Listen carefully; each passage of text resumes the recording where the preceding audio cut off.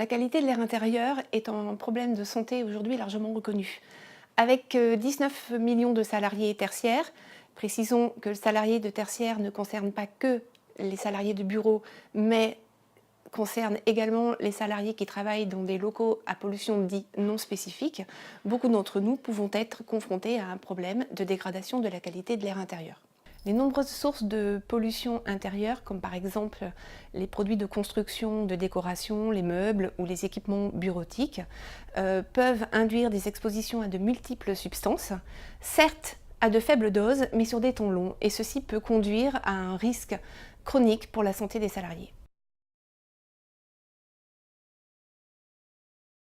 En termes de levier pour prévenir tout risque lié à la qualité de l'air intérieur, deux champs d'action sont essentiels. Tout d'abord, la réduction des sources d'émissions par la mise en œuvre de produits peu émissifs au regard des COV. Les COV sont la famille des composés organiques volatiles. Il y en a des milliers et peuvent avoir chacun des caractéristiques différentes et une toxicité qui lui est propre. Ensuite, la ventilation. La ventilation qui est l'action de renouveler l'air d'un local en introduisant de l'air extérieur, de l'air neuf.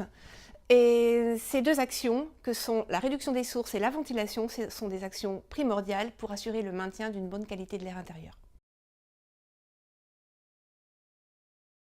Que nous soyons salariés ou employeurs, que nous travaillions dans un service de santé au travail, d'HSE, on est tous un jour amenés à être confrontés à une problématique de qualité de l'air intérieur. Aussi, cette journée s'adresse à chacun d'entre nous.